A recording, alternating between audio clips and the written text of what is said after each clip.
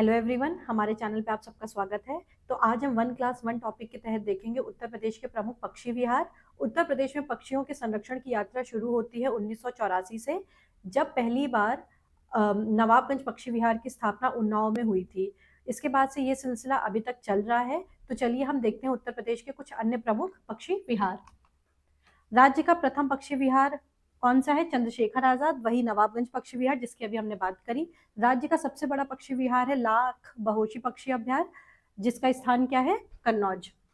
और राज्य का सबसे छोटा पक्षी विहार है शेखा झील पक्षी विहार।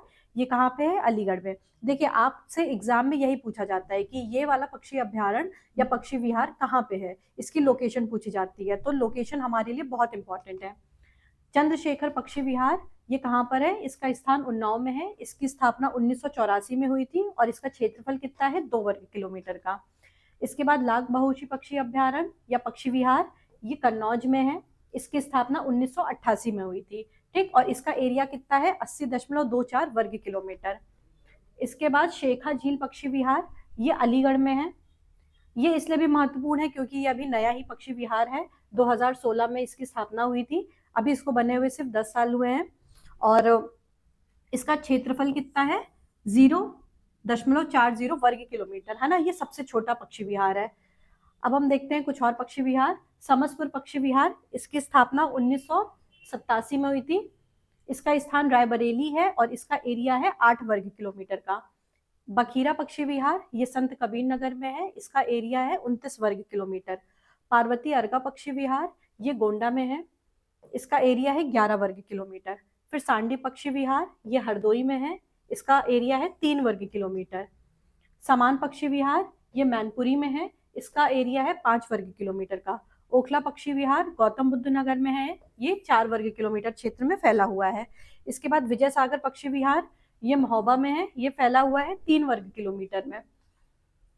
इसके बाद सुरहाताल, जिसका नाम है जयप्रकाश नारायण पक्षी विहार, इसकी लोकेशन है बलिया और इसका एरिया कितना है? 34 वर्ग किलोमीटर का।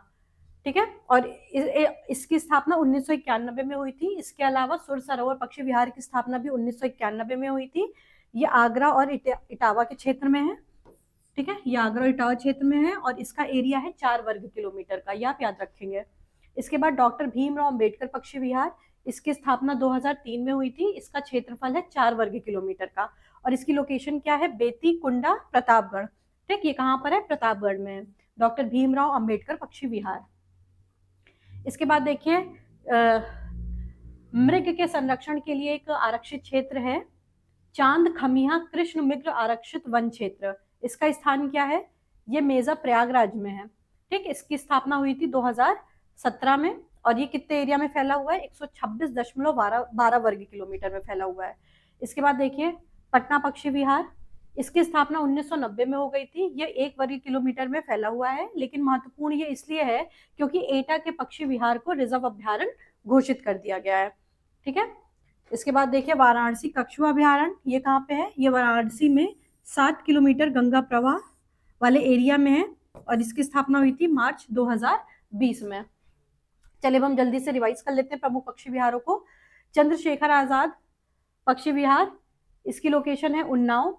स्थापना हुई थी 1984 में। क्षेत्रफल है 2 वर्ग किलोमीटर का। समसपुर रायबरेली 1987 में स्थापना हुई थी। 8 वर्ग किलोमीटर क्षेत्र में फैला हुआ है। लाख बहोशी कन्नौज में 1988 में स्थापना हुई थी। 80.24 वर्ग किलोमीटर एरिया में फैला हुआ है। बखीरा संत कबीर नगर, इसकी स्थापना हुई थी 1990 में और ये फैला हुआ है 29 वर्ग किलोमीटर के एरिया में। सुरहाताल, इसकी लोकेशन है बलिया। इसकी स्थापना हुई थी 1991 में और ये फैला हुआ है 34 वर्ग किलोमीटर के एरिया में। डॉक्टर भीमराव अंबेडकर, ये प्रतापगढ़ में है। इसकी स्थापना 2003 में हुई और इसका एरिया है 4 वर्ग किलोमीटर का। शेखा झील अलीगढ़, इसकी स्थापना 2016 में हुई और इसका एरिया कितना है? 0.40 वर्ग किलोमीटर, सबसे छोटा है ये। ठीक है, तो ये थे कुछ प्रमुख पक्षी विहार जिनसे आपके यूपी स्पेशल में क्वेश्चन पूछा जाता है। तो इनको आप कई बार देखिए, कई बार सुनिए, ताकि आपको इनकी लोकेशन याद हो जाए और इनका स्थापना वर्ष याद हो जाए, क्योंकि अगर आपसे क्वेश्चन पूछा जाएगा तो इन्हीं दोनों टॉपिक में से पूछा जाएगा। आज की क्लास में इतना ही, मिलते हैं नेक्स्ट क्लास में। Thank you very much.